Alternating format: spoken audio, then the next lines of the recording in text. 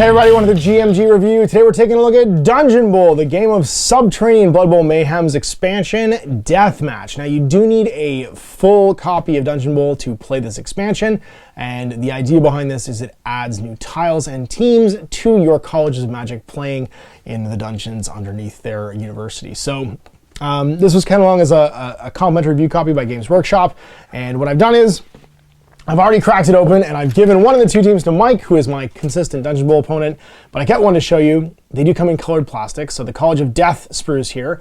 We get both a Khemri and a Crypt Nightmares, whatever they're, Cryptborn Nightmares I think they're called, frames, so you get access to the Mummy, the Wight, the Ghoul Runner, and the Skeletons. On this side, you get access to the Skeletons, the Ghost, the Frankenstein Abomination, and the Werewolf, as well as the zombies and skeletons that are on here too. So lots of players to make your College of Death team out of, along with their bases. You can see I've already looted this. Oh, and I should probably turn that right side up to give. It was right side up for part of it, but not the inlay, to give stuff to Mike. And then you get your new tiles, so instructions and tiles. And the tiles are actually featured all in the book, so I'm not going to pop these open just yet. I'm going to keep them protected for a minute. So that's the contents of the box.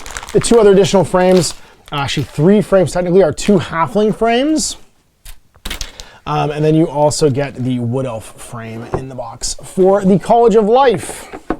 So let's take a look at the box, or sorry, the book rather, which is this. Deathmatch, the 2494 yearbook. So the idea here is you are recreating the Dungeonbowl final between the Colleges of Life and the College of Death.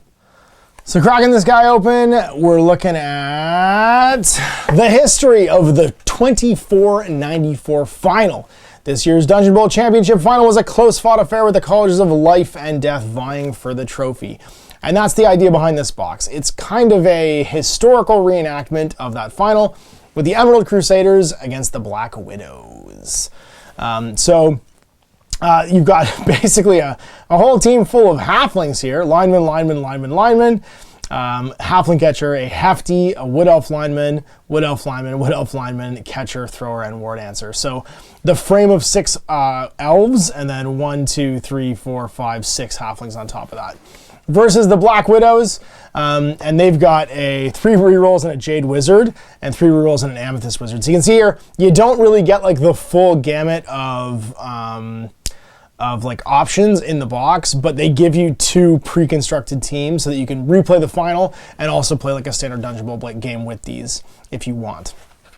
The Black Widows have a Mummy, a Flesh Golem, 2 Ghoul Runners, a white Blitzer, and a Wraith, and then 5 zombie linemen and 2 skeleton linemen overall, because the 2 frames combined give you 5 zombies and 2 skellies.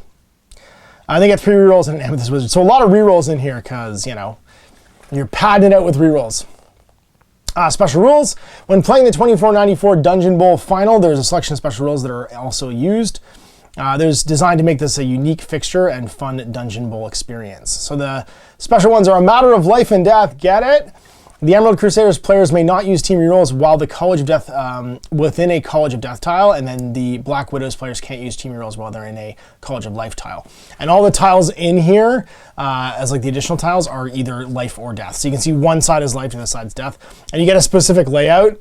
So it means once you're in your opponent's half, you can't use your team rerolls, and it makes the gameplay, because you only have to score 1 touchdown to win a game of Dungeonbowl. It makes the layout super important. Boo once per game. At the start of your activation, Torn Grimhaunt you can remove him from the board, and if you do, immediately place Torn Grimhaunt in an unoccupied square at another dungeon tile adjacent to one he was removed from. He bamfs like Nightcrawler.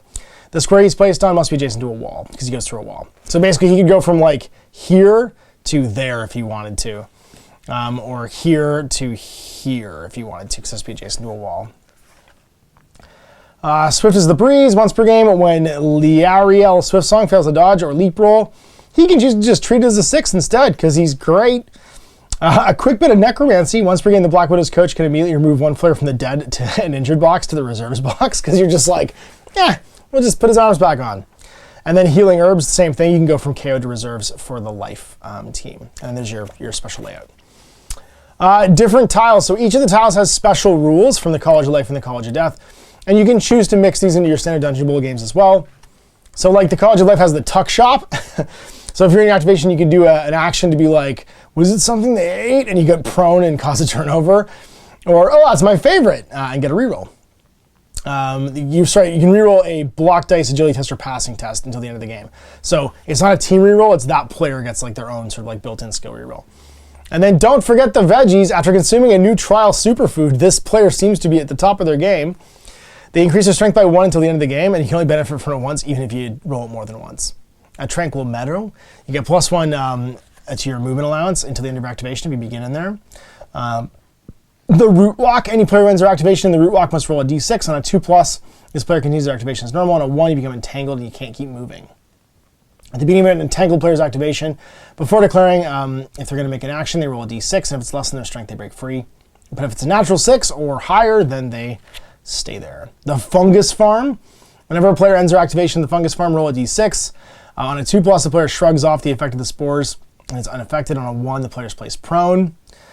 Fountain of Youth, and this one's, there's a bit of a gimmick in here. So you can choose to do as an action. You 1 to 3, you've chosen poorly, and you cough and splutter, and then you're placed prone and make an injury roll. Or you've chosen wisely. You immediately recovers from any serious injuries or lasting injuries from the previous games. Additionally, for the duration of the game, the first time they go from into the casualty box, they go into the reserves box instead. The Gluttonous Greenhouse. At the end of each coach's turn, before the next team turn begins, randomly select a player within the Gluttonous Greenhouse and immediately make an armor roll against that player because all of the plants trying to eat them. Feed me, Seymour, feed me. The Malodorous Marsh. Within the marsh, any player with a strength 3 or less applies a -1 penalty to the roll when attempting to dodge, jump, or leap. The Ghost Junction. If a player attempts to move into Ghost Junction, roll a d6. On a 2+, they continue their activation, but on a 1, they cannot willingly enter the Ghost Junction. It's too scary, but they continue the rest of the move as normal. A player can be moved into the Ghost Junction as a result of a pushback, chain push, or any other effect that would move them against their will. The Necromancer's Laboratory. So a player can choose to use the Under the Saw special action instead of doing anything else, and they let the crazy doctor in there work on them. On a 1, it's an oops, you go turn into a casualty. On a 2, that was close. Nothing's good, but nothing's bad either. On a 3 to 5, there won't be any side effects. You gain a random mutation until the end of the game. And then yes, the player gains a mutation of your choice until the end of the game. A player can only benefit from this result once. The Corpse Chasm. Everybody needs a place to put their corpses with big foam fingers in it. I like that some of these will be good for me playing like random dungeon games with, and some of them I'll have to explain the big foam finger. While within the Corpse Chasm, if a pushback result is applied during a block action, the target of the block must make an agility test. If the test has failed, treat the result of the block as a POW instead. And the Spike Pit. It's a 2x2 spike pit, but you can be knocked down and taken into a casualty, or you can try and jump over it using the normal jump rolls.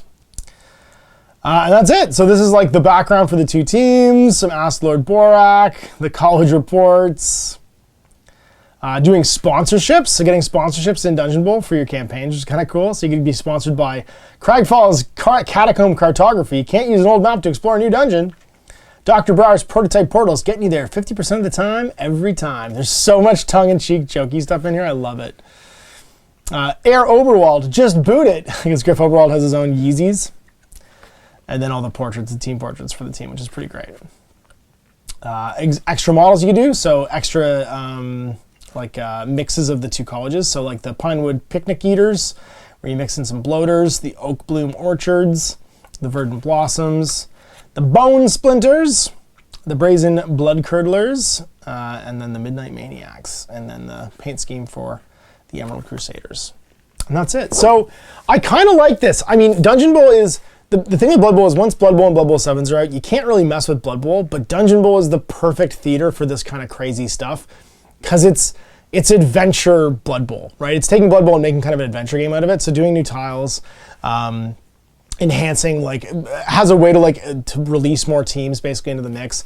I think this is a great sort of further release thing for them to be doing with this property, and it's fun. It's a cool extra bunch of tiles too. So even if you're just trying to expand your collection of Warhammer themed dungeon tiles, if you're like an old Warhammer Quest fanatic like I am, There's a pretty cool box of like classic Warhammer Quest tiles as well. So I'm excited about this. We're gonna play through it. I'm gonna paint up the Death team, and of course Mike's painting up the Life team, and we'll be playing more Dungeonbowl in the future. So thanks for watching. I'll see you for more GMG reviews. Till then, MASH.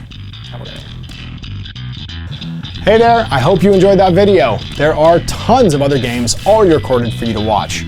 Click over to my channel page if you haven't already, and have a look through the dozens of playlists full of videos. I guarantee you'll discover a game you haven't seen played before. I put out new videos 7 days a week, and every day is themed to a different genre as I continue to explore the wider world of gaming. Of course, none of that's possible without you, the viewer, so click a like and subscribe if you'd like to stay on top of what's happening here daily. My 2 kids and I are massively grateful to be able to have the flexibility of this job so I can always maximize my time with them. If you want to support me continuing to put out this content, it's only possible because of my amazing backers on Patreon who support the studio, equipment, and model cost, as well as being how I make the bulk of my living. You can also help out by buying a t-shirt through Spreadshirt, a measuring gauge or widget from Death Designs, or buying one of my games and supplements like Last Days, Gamma Wolves, and Blaster. As a way of showing my appreciation, patrons get early access to new games and supplements that I write throughout the course of the year. Huge thanks for watching, it really does help out, and happy gaming.